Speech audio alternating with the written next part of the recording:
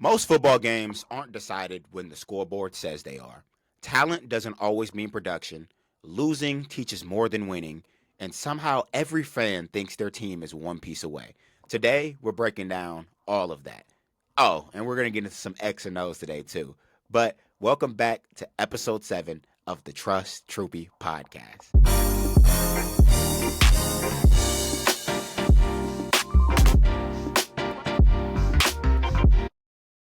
Yo! How is everybody doing?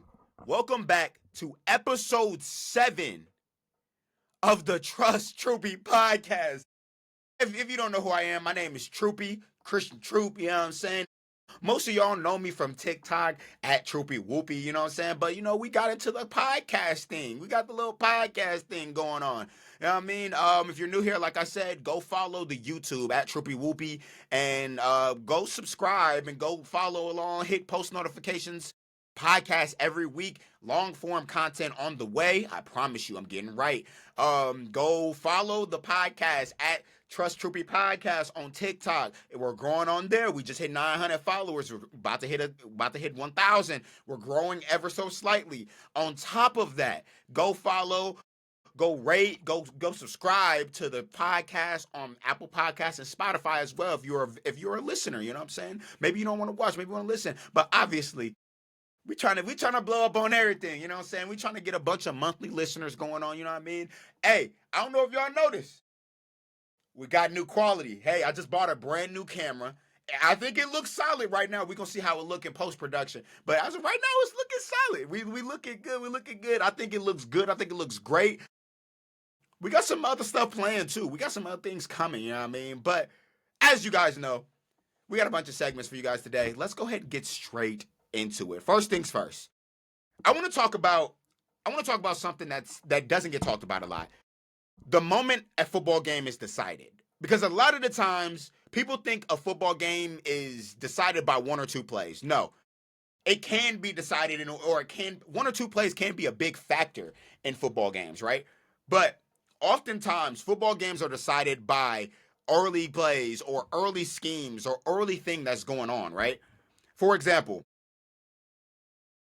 momentum is a big part of football, right? Whichever team has the most momentum and can maintain the most momentum throughout a game is going to win the football game.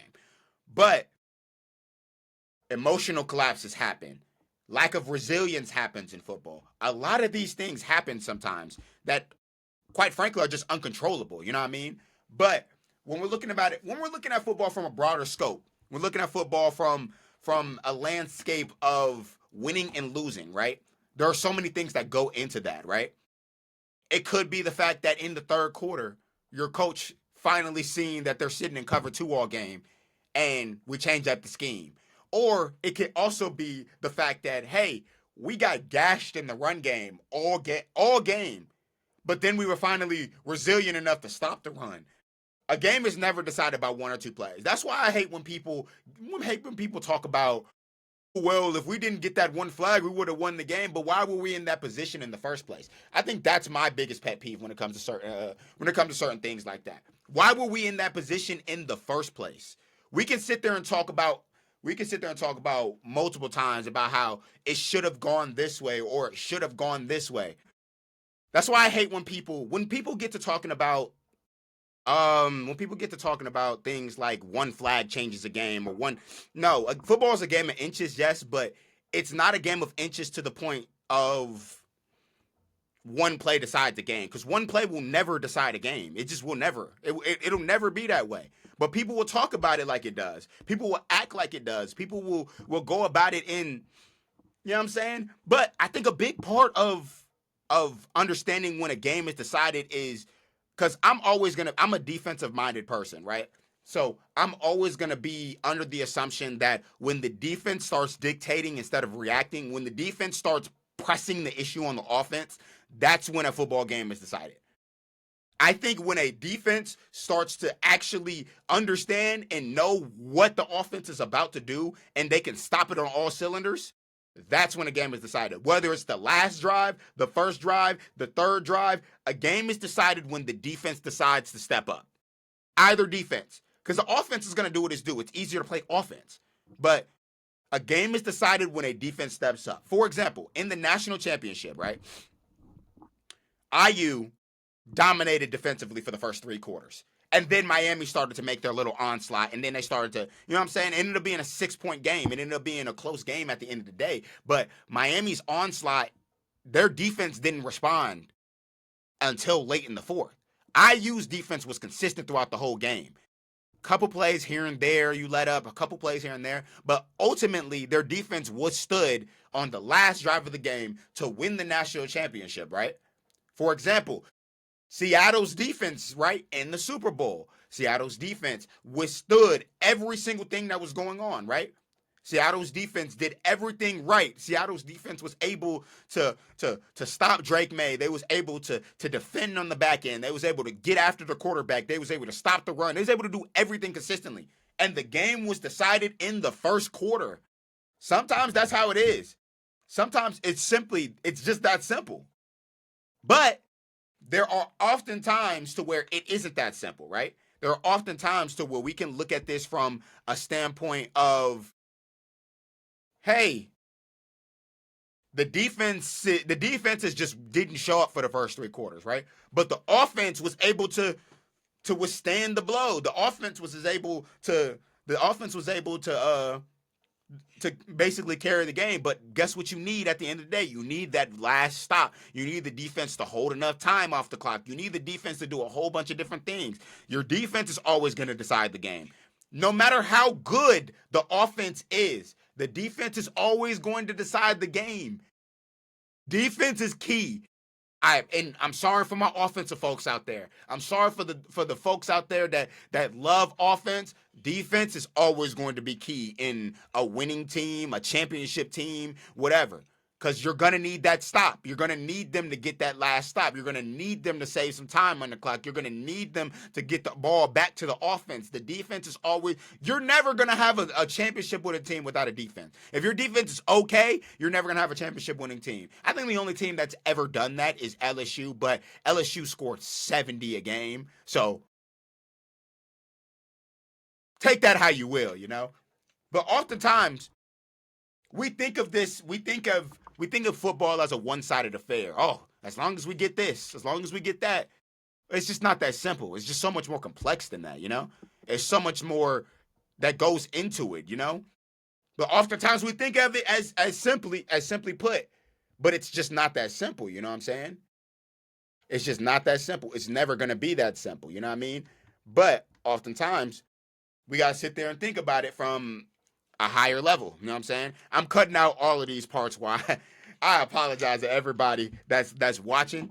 I'm cutting out a lot of these parts. I promise you. I got you. But I didn't say this podcast was perfect. You know what I mean? We're locking in on the little things. You know, we're locking in on the little things. But oftentimes we think of football as a one-sided affair. We think of football as simply put. You know what I mean? Like, as simply put, we're thinking of that as a gateway or a segue to make it sound easier. You know what I mean? I hope that made sense, because football is not a simple sport. Football will never be a simple sport. Football will never be a sport to where people can think about it in a simple manner. It's just so much that goes on within this sport. Like, that's why when people get on the internet and talk about how all you have to do is be able to hit and run and jump, I'm sorry. Y'all have never played football. Y'all have never played football at a high level. You can't say that. You know what I mean? There's a lot of y'all young kids out there that's thinking, this is that. And I'm going to talk about this a little bit later. But, for example, I seen somebody say that zone coverage is easy to play. Oh, you have to be brain dead to play zone. It's just not that simple. Either you're thinking about it from the most simple way possible, or you didn't play good zone coverage. It's that simple, because there's so many things that go on with it. I'll explain that later when we get into some more X's and O's. But yeah, I don't know. I oftentimes think about it in a way of, I don't know. I oftentimes think of football in a way of complex simplicity. That doesn't make sense. I understand that. It's two things that coexist, I guess. But Because realistically, when you're playing football at a high level, everything should be simple to you, right? Everything should look simple. Everything should feel slow. Everything should feel like the game, you're coming after the game and the game's not attacking you, right? But from the outside looking in, it's just not that simple. You know what I mean? If I have to explain to somebody what my thought process is on a play-to-play basis, they're going to lose their mind. For example, I'm going to go through this, right? On a play-to-play basis, this is what I'm thinking from every play. First things first, I'm a DB, so think about it like this. From a play-to-play basis, I'm thinking about it like this. I line up, I'm looking at alignment of the receiver. I'm looking at how wide the receiver is, how close the receiver is to the line, which foot the receiver has up, what is he doing with his back foot, what is his stance, and what is the QB's cadence. That's all before the play. As the play is going on, I'm thinking, what route is he running? Where is he going to break it off? How is he going to break it off? What coverage am I in? Where do I have help? And where can I miss? Right? I'm all thinking that during the play. And post play, I'm thinking, okay, how can he build off of that? If he just ran a hitch, is the hitch and go coming? If he just ran a slant, is the sluggo coming? If he just ran a fade, is he gonna break it off as a comeback? All of this is going through my mind all while the play is going on, after the play, before the play, all of that. That is the mind of a football player, and that goes for every single position, right? Every single position has these things that they're thinking in their head. We have to think at such a fast pace, right? We have to think at such a fast pace, such a crazy pace that a lot of people don't understand that this shit is not simple, right? It looks simple, it feels simple, you know what I mean? But a lot of this stuff, you gotta have the brain for it. You have to have the mind for it, you know what I mean? If you ain't got the brain or the mind for it, then you can't play the sport. You know what I mean? You can't play the sport. But oftentimes people mistake that. People think it's easier than what it actually is. It's not. It's not. It's not. A lot of these NFL, college, whatever players, they make it look easier than what it actually is. It's not that simple. It's never going to be that simple. It's not that simple. If you're looking at me right now, it's not as simple as you think. It's just not. You know what I mean?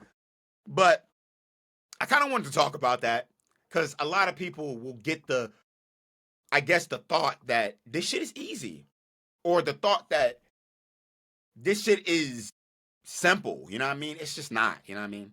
But I want to talk about, let's get into the next segment.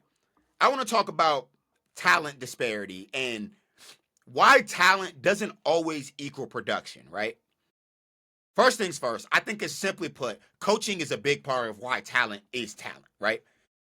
If you're bringing in 5 stars every year, if you're bringing in great talent every year, that's great. That's amazing. How are you developing this talent? Because once you step onto a college field, your ranking, your 5-star rating, none of that shit matters. And that's why I hate when people bring up, well, he was a 5-star, he's going to be just fine. No, he's not. Because the program matters that you go to. You could be a 5-star and still be bummy on a college field. You could be a 3-star and still be amazing on a college field. Your ranking does not matter once you hit the college field. Once you hit college, your ranking does not matter. Please look at me. Look at me in my eyes when I say this. Your ranking does not matter once you hit a college field. It will never matter because it's a clean slate. You had that number 1 ranking in high school. Once you hit college, everybody's on an even playing field, right? So that's why I hate when people bring up this ranking shit as if it's something that matters. Because at the end of the day, no coach cared that you're a 5-star. Now, if you go out there on the field and prove why you were a 5-star, great. But as far as you're concerned, when you step on that field, your ranking doesn't matter. As far as you're concerned, when you step on that field, whatever rank, whatever anything you were in high school, none of it matters. But a lot of people don't understand too is when 5-stars choose certain schools, they choose the wrong schools. They need to be choosing the schools for them. The scheme fit. What schools run the scheme that I'm gonna fit into? If it's an air raid scheme, a receiver should be salivating over that. If it's a scheme to where we don't have a solidified quarterback, a receiver should look at that and be like, oh, wait, that's probably not my cup of tea. You know what I mean? If it's a scheme to where the corners have nickels and you're a smaller corner, you need to be looking at their school because that's the position you'll possibly be playing. But it's more than just, oh, I want to go to Ohio State, so I'm going to go to Ohio State. A lot of kids do that, and it screws them over. That's why I tell people all the time. That's why I tell a lot of these kids, stop with the this school or bust mentality. Because just because you watch that school growing up, that does not mean that school is the right fit for you. Now, you could have grown up with that school and then that school is the perfect fit for you. Perfect. Go there, thrive, excel. But that's why you see a lot of the kids sometimes, these high-level 5-stars, go to places that you wouldn't expect them to go. It's because that school was a better fit. Now, a lot of it has to do with money. I understand that, and I know I'm leaving that big detail out. A lot of it does have to do with money. But we have to understand that scheme fit matters. So your talent can be utilized in the best position possible, right? Why would you go to a school to where your talent is going to be utilized? So that's why a big part of talent is coaching. A big part of talent is scheme. You know what I mean? Because somebody can look like an amazing quarterback in high school, but then they get to a system or a scheme that doesn't fit them. Now they're shit out of luck. Transfer portal. You know what I mean? Now, oftentimes, it's not this simple. Oftentimes, we have to think about it from a perspective of money because that's all college football is today. College football is money, money, money, money, money. It's a money grab. The kids want money. At the end of the day, the kids want money. But at the end of the day, kids want money. At the end of the day, a lot of kids are going to choose money over everything.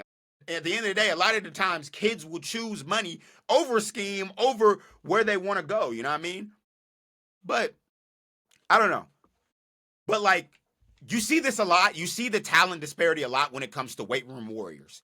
Weight room warriors will tell you everything you need to know about how good somebody is. Because yes, the best players on the team are beasts in the weight room. But they're not only beasts on the weight room. They can translate that weight to speed. They can translate that strength to speed. They can translate all of that. If you cannot translate your strength to your speed, then guess what? Guess what? You're useless out there on the field. Simply, you're useless. That's why you see a lot of people. There are a lot of kids when you get to college, and I'm speaking from this firsthand, and I only went D3 and I can speak to you, so I can tell you I can speak to this. There are some guys on your team that will lift some of the craziest weight you will see in your life on a Wednesday morning before classes, but they don't play. You want to know why? It's because they only care about their strength. They cannot move on a football field. They're not nimble. They're not mobile. They're not agile. None of that. Because football is just as much strength as it is speed and mental, right? But a lot of people don't understand that. There are a lot of people out there that'll be like, well, I'm just going to be a bodybuilder. No. Bodybuilding is what a lot of football players get into after they done playing football because they don't have to worry about the speed side of everything. They don't have to worry about being explosive.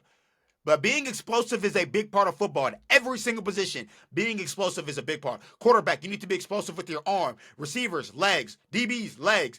O-line, arms and legs. D-line, arms and legs. Linebackers, arms and legs. Safeties, arms and legs. You need to be explosive at everything. Your strength isn't the only thing that matters. It matters. Your strength and your weight absolutely matters. But you need to be explosive at everything, right? But oftentimes, people don't understand that. So we have a lot of the weight room warriors in there. There's nothing wrong with a weight room warrior.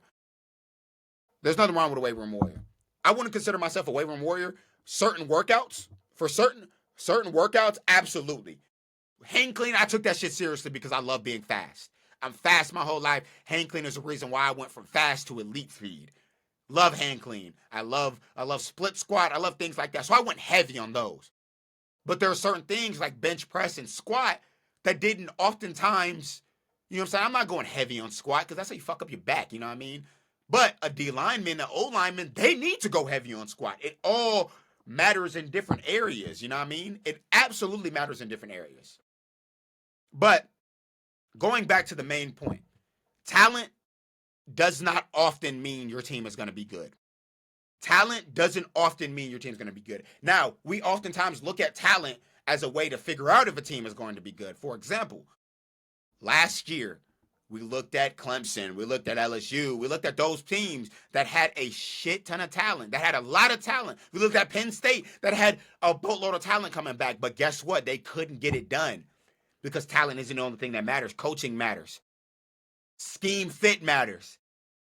How you gel as a team matters. You know what I'm saying? Oftentimes, talent doesn't get along with each other. Oftentimes, there are certain players that don't get along with each other because of coexisting talent. You know what I mean? But talent is a big part of why teams win, though. For example, Ohio State probably had some of the most talent in the country last year. They went undefeated in the regular season. They lost to IU. You know why they lost to IU? IU had better coaching. IU had better discipline. Talent doesn't trump all. And IU is the perfect story for that. You know what I'm saying? But one thing I am kind of tired of hearing is, well, they're full of 3 stars. Well, clearly that team was full of athletes and guys that love football and guys that were absolute dogs on the field and relentless. Because I don't care about 3 stars. I don't care about stars when we get to college. You know what I mean?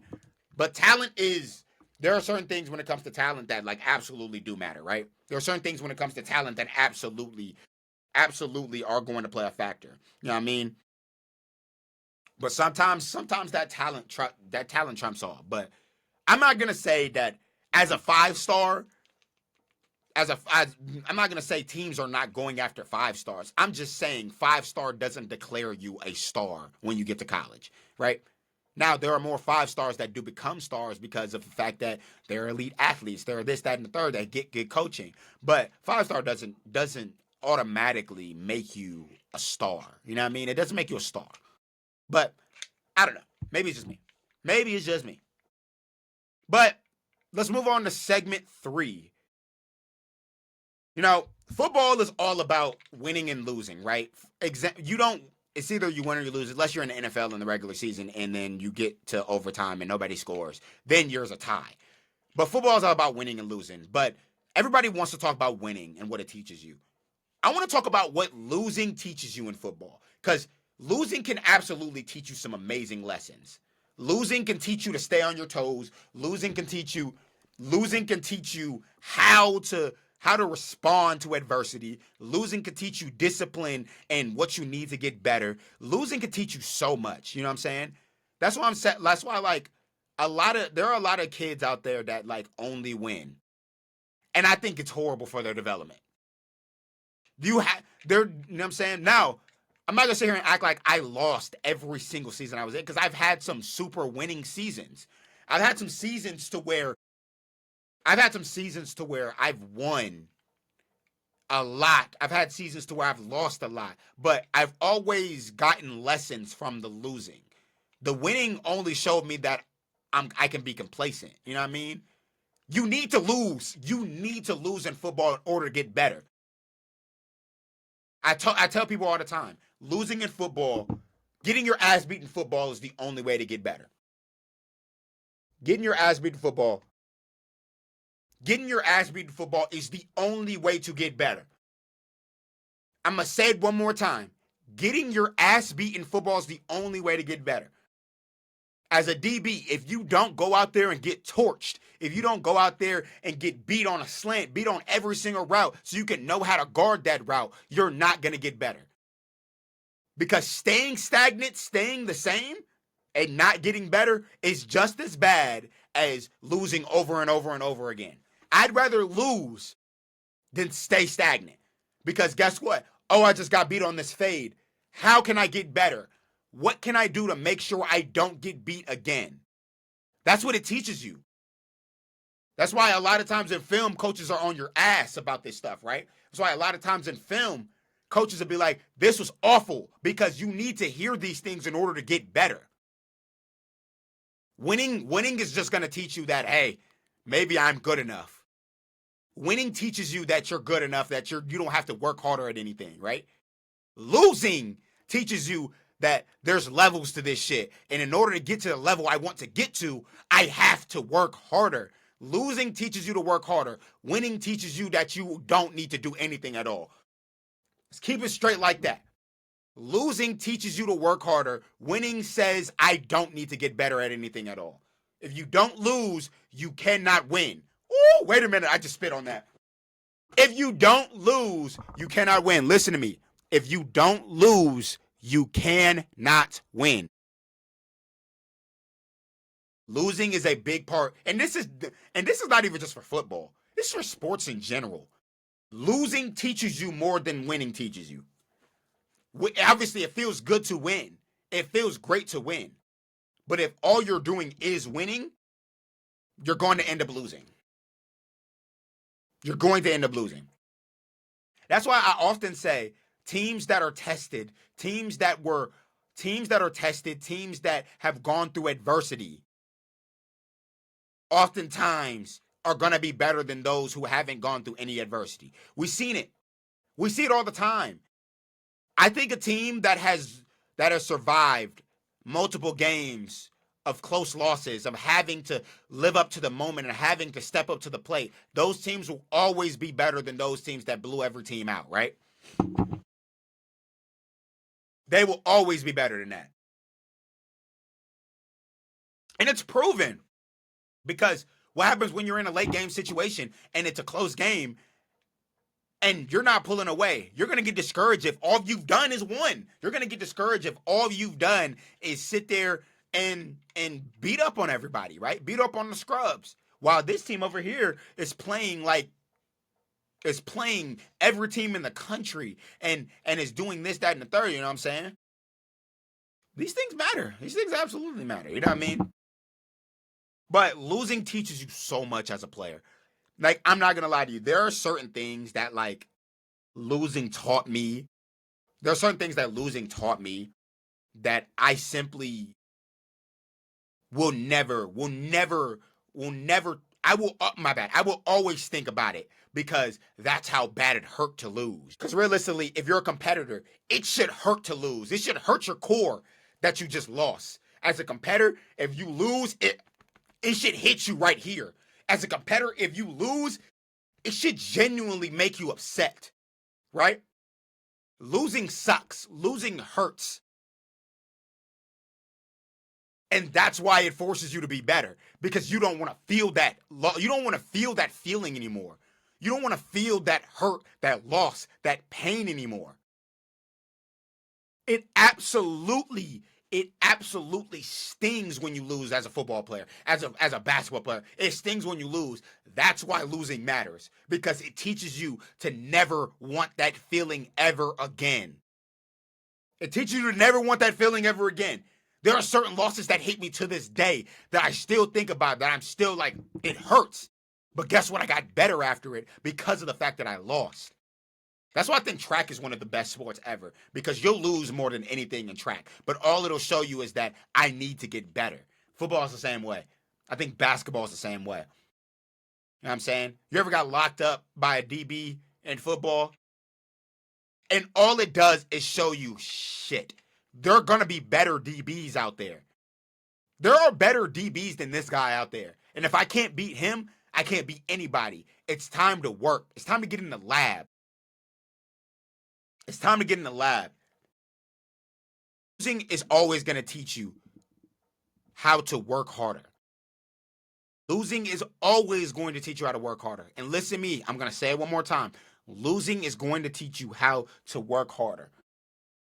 Losing also teaches you how to control your emotions. If you're losing a lot, you get used to it, and you get used to the feeling of not wanting to lose anymore, right?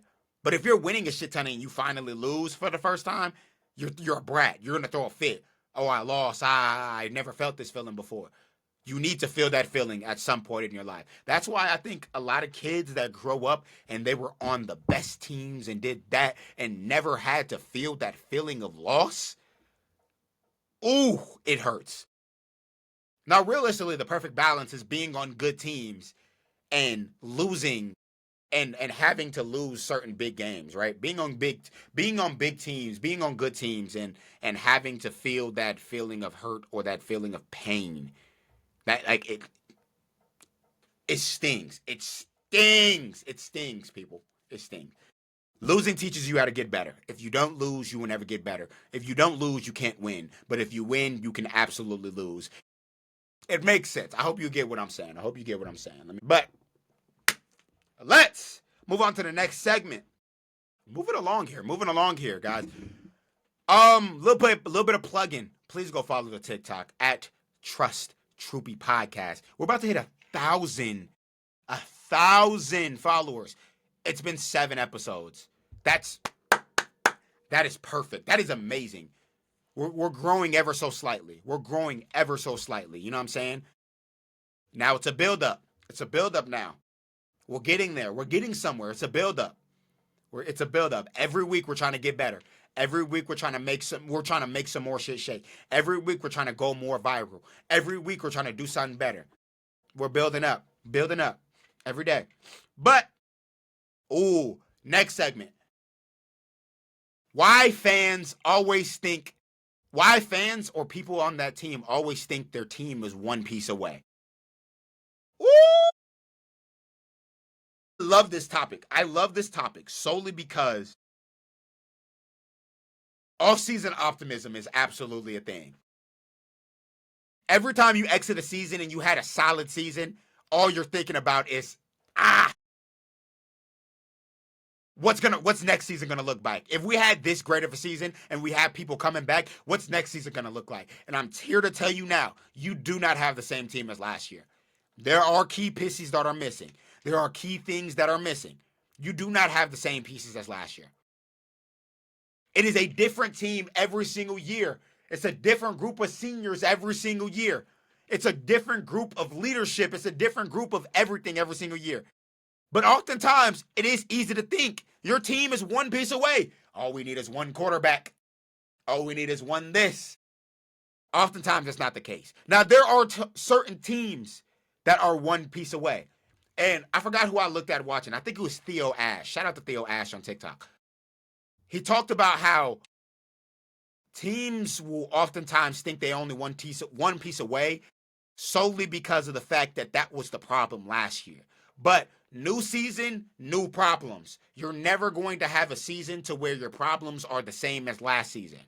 For example, I'm a Notre Dame fan. Our problems last season was the quarterback. We didn't have problems anywhere else. It was the quarterback. This season, the problem was the nickel corner, the O-line at times, the D-line not getting pressure. There's a different problem every single season. So you're never one piece away. It's always going to be a new coach. It's always going to be something that goes on. Your team is never one piece away. Your team is never one piece away. Your team is never one piece away. And I'm telling you this as somebody who thought this every year in high school. As someone who thought this every year in high school. My freshman year, we went to the state championship. Right? Lost a bunch of seniors. Sophomore year, we came back. We have a super young team. We don't know what to expect. We have the best record in school history. We think everything is great. Everything is dandy. We get to the next year. And we bring everybody back. We bring like 10 out of 11 starters on defense. And then we bring like most of the starters back on offense, right? I'm telling you now, we did not have the same season. You are never one piece away. Never one piece away. There's always, and I mean always, something different every season. You never have the same exact team. Leadership, seniors, everything is gone. Even if you had a super young team last year, it's never the same team. There's always things to fix. I don't know. I see this so often on the internet. Oh, if only all we need is a quarterback. All we need is a running back. All we need is this. Well, how does the quarterback gel with the team? How does this running back gel with the team? How is this running back going to do with this team? We don't know. You want to know why we don't know? Because you're never one piece away. You're never one piece away. So many things go into it. So many things go into being a good football team. You're never one piece away. Never. You're never one piece away. You know, and I think I blame this on fantasy football. I blame it on fantasy football. I blame it on fantasy football. I blame it on fantasy football solely because fantasy football has put people in a reality of thinking that certain things only go well if this player is doing this. Fantasy football has ruined a lot of people's perception of the NFL. Fantasy football has ruined a lot of people's perception of what football actually is. Now, is it fun? Absolutely. Is it fun to do, to keep up with your team, to draft, to look at metrics and stats and PFF and all of this? Yes, but a lot of it doesn't have to do with real football. A lot of it has to do with what can this player do for me, right? What can this player do for me? Fantasy football has ruined a lot of people's perception of watching the NFL, And I think that's a lot of the reason why I think college is just simply better. Now, is there college fantasy football? Absolutely. But it's not as big as NFL fantasy football, right? But fantasy football has absolutely ruined the perception in the minds of a lot of people watching football. Because instead of watching from a football perspective, you're watching from a stats perspective. And I always say to everybody, if you know me, if you watch me, stats don't matter. Stats don't matter. And that's what fantasy football has done, is it made people pay attention to stats. And now there are people out there that only understand fantasy football that think they understand football because of the fact that they're good at fantasy football. You know what I mean? Fantasy football is a big part of the reason why people think they're one piece away. Because how many times have you drafted a player? He went nuts last season. And he's about to step up as the main leading contributor as a team. And this year he sucks. He's horrible. Doesn't do shit. That fantasy football perspective absolutely has ruined a lot of things. I'm trying to tell you, it's ruined a lot of things. Ruined a lot. But next segment. Ooh, this is one of my favorite segments. Segments. Because somebody asked me a really good question. I want to get into like some X's and O's. I'm going to get some DB coverages because I have been putting off this question for a while, but somebody asked me, what's the difference between match zone coverage and regular zone coverage, right? Okay, listen to me. Zone coverage is landmark. Zone coverage is about covering certain spaces, covering your area, right? But understanding that your area is a crossroads between another landmark, right? So your safety has the middle half. I mean the middle third. You have the outer third, right? Your landmark is separated by one hash line, and it can cross at any moment. For example, if somebody is running a post into the deep third, right? Into the middle third, you have to carry that post all the way up until he crosses into that middle third as a corner. Or if a safety is covering I'm gonna explain a whole play here. If there's a receiver running a deep crosser, that corner has to take that deep crosser until it crosses into the safety's landmark, until it crosses into that middle third. And then that safety has to carry it until it crosses into that other deep third. That's what regular zone coverage is. Match coverage is switching everything. So think about in basketball, you're switching everything. For example, let's just say we have a out fade concept, right? We have a fade out concept, right? So we have a number 2 receiver that's running a out route, right? And then we have a outside receiver running a fade. Guess what you have to do? You have to play middle. Because if that out receiver, if he goes for a 10-yard out, that's the safety job. The safety has to go downhill. But if that inside receiver runs an out and it's at 5 yards, you have to trigger as a corner. But If that safety is running a 10-yard out, you have to be deep enough to be able to run and be man coverage on that fade. You see what I mean? Match coverage is this difficult. Match coverage is very difficult. Or, for example, if they're running a corner post concept, right? So you have the outside receiver who's running a post. You have the inside receiver that's running a corner. What you have to do is be deep enough to be able to cover both, because it's all about rules and landmarks. If he cuts off that corner route at a certain route, you have to get on your high horse and you have to go run with that post. So the difference between regular zone and match zone is there's no switching in regular zone. You're covering your landmark. But in match zone coverage, anything can turn into man coverage at any time.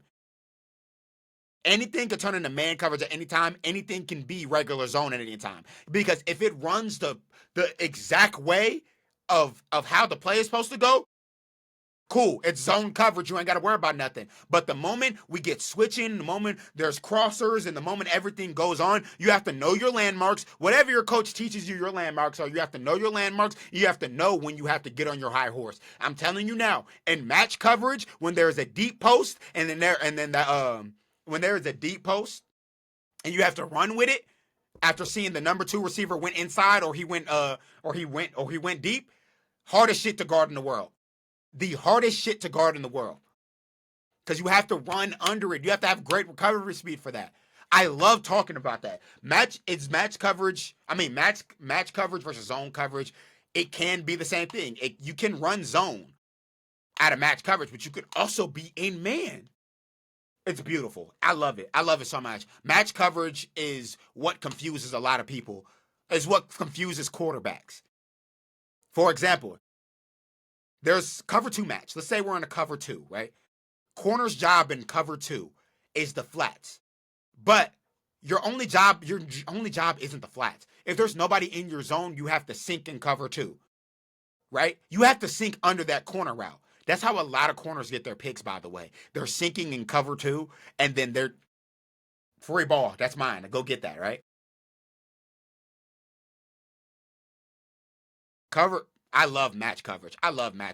It's actually so fun to run. It's so fun to run, and it's not only fun to run, but it confuses the hell out of quarterbacks. That's all we damn near ran in college. A lot of match coverage. It was a lot of reading your keys. It was a lot of looking at where receivers were, reading specific receivers. We had this coverage called mids, right? It's basically a coverage to where I'm looking at I have to watch the slot receiver and the outside receiver at the same exact time. I have to squeeze the slot receiver, but I have to be able to go back out and cover that the outside receiver as well. Almost done. We're almost done here today. But I kind of wanted to talk about that because X's and O's are, you know what I mean? But like, I love talking about it from a corner perspective because a lot of people try to simplify it. What you see, like, oh my God, I love the fact that people want to bring up what like analysts are saying. A lot of them are simplifying it because they do not know the complexity of what coverage happened. For example, I'm bringing up IU a lot because they were national champions, but IU disguised everything. IU disguised everything as on the back end. You never knew what coverage they were in. They ran a lot of cover 3 match. They ran a lot of cover 4, base cover 4, running anything out of cover 4. They ran a lot of man, 2-man high. You know what I'm saying? They ran a lot of that stuff. And then people try to simplify it. Well, all IU is doing is this. I was like, no, it's much more complex than that. It's much more complex than that. If you have a boundary corner like D'Angelo Pons, you can do a lot with him. You can send him on blitzes. You can use a Coco blitz. You can go ahead and use you can send him on blitzes. You can use him as a decoy in cover 2. You can use him as a man coverage, just straight up boundary corner. You also can use, you know what I'm saying? Like, there's so many things that go into it. Coverage is so much more complex than people try to explain it. You know what I mean? And that's why when I said earlier, a lot of people simplify zone coverage. Zone coverage isn't as simple as people talk about it is. Oh, you could play zone coverage, and if no, you can't. Unless you're not playing it right. Zone coverage is landmarks, and if you don't follow your landmark rules, you're gonna suck at zone coverage. Zone coverage seems easy because it's, oh, I'm not mirroring a receiver. But at the end of the day, you're not standing in your zone either. You're not just sitting in your zone. You're not sitting in your zone. If you think you're sitting in a zone and zone coverage, you're crazy. No, you're moving around. You're constantly looking around. You're looking across the field to see what could cross into your zone. You're looking in the flat to see what could cross your zone. You know what I'm saying? Scramble rules are different in zone 2. In cover 3, you don't want to run up and go after the quarterback. You want to stay the deepest of the deepest of cover 3. You know what I mean? A lot of this stuff matters. It matters. It matters, man. And it's not as simple as people want to play. All right. Last segment of the day. Let's get into some viewer questions. You know what I'm saying? Now, first question. What's the most overrated trait in football? I think the most overrated trait in football is... Oh, it's got to be height. Height. Physical trait. Let's talk physical trait. I think height is overrated. I think people express how much they want height on their football team more than anything. I don't think height matters at most positions. I think the only two positions that I could say height 100% matters is O-line and D-line. You know what I'm saying? But even then, one of the best D linemen ever is Aaron Donald, and he was, 5'10"? You know what I mean? But height does not matter at any other position. You do not need to be 6'4" to play linebacker. You do not need to be 6'4" to play corner. Now, teams are starting to prefer that, but you don't need to. I think height is the most overrated trait in football. You could be a 5'5" running back and still be a beast. Deuce Vaughn, what the fuck? You can be a 5'8" corner and still be a beast. You can be a 5'10" safety and still be a beast. Height does not matter. It's overrated as... I was about to say something crazy. Height does not matter in football. It does not matter. And I'm going to say this more than anybody. And yeah, you could be like, oh, well, you're probably short. I mean, shit, I was a shorter guy. But shit, I played like I was anything. You know what I'm saying? You ain't gonna tell me I can't do something because I'm short. What do you mean? And I think a lot of y'all get that. Well, I'm short, so I can't do anything. You're pussy. You're not motivated enough. That's just me though. I don't know. That's just me though. But all right, next question. What position is the hardest mentally? I'm always gonna say corner. Corner is one of those plays that is one of those positions that you could get beat and you have to stay on the field and you still have to make a play. You know what I mean? Most is, you know what I'm saying, mentally. The only thing close, I would say, is either O-lineman or quarterback. But I think corner is the hardest mentally. You know what I'm saying? What separates playoff teams from regular season teams? What separates playoff teams from regular season teams is the ability to rise to the occasion. Regular season teams will go about it as if there is another game to play. Playoff teams rise to the occasion. Every week, they get better and better and better. Every week, they go about it as if this is the last game I've ever played. They get better with adversity, right? They get better with adversity. Let me reset real quick. Yes, playoff teams get better with adversity. When another team scores, they go right back down and scores. Dealing with adversity is the difference between a regular season team and a playoff team. That's what happens with the Super Bowl champion every single year. Adversity, learning how to overcome adversity. I think the best example of this is the Chiefs. I think back in 2018, when they went to their first Super Bowl, they were down in every single game, and it didn't faze them. They went down 24 against the Texans. It didn't faze them. We got this. Next drive. Let's do it one drive at a time. They went down in every single game and responded to adversity every single game. Even in Super Bowl, they went down late in the fourth quarter by 10 points. 2-possession game. Didn't face them. Hey, we got plenty of time in this game. It's time to lock in. That is the difference between a playoff team and a regular season team. That is the difference. That is 100% the difference in a playoff team and a regular season team. Oh my God, that's the difference. All right, let's get a couple more questions in.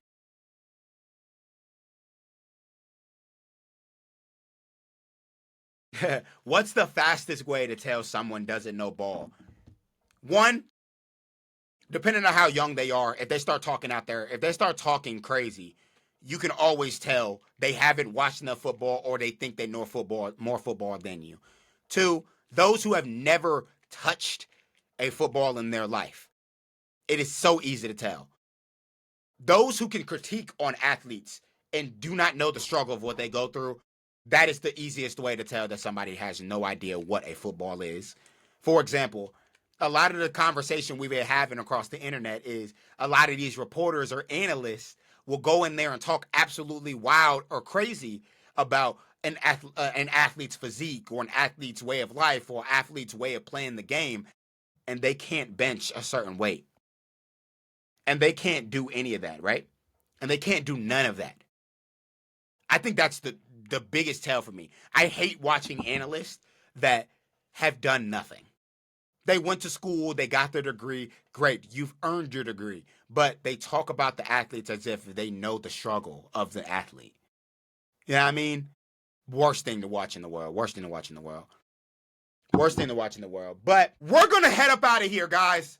Thank you guys for watching. We're ever so growing. Go follow every platform. Go follow on every platform. Go listen on every platform. YouTube at Troupey Whoopie. Look up the Trust Troupey Podcast on there.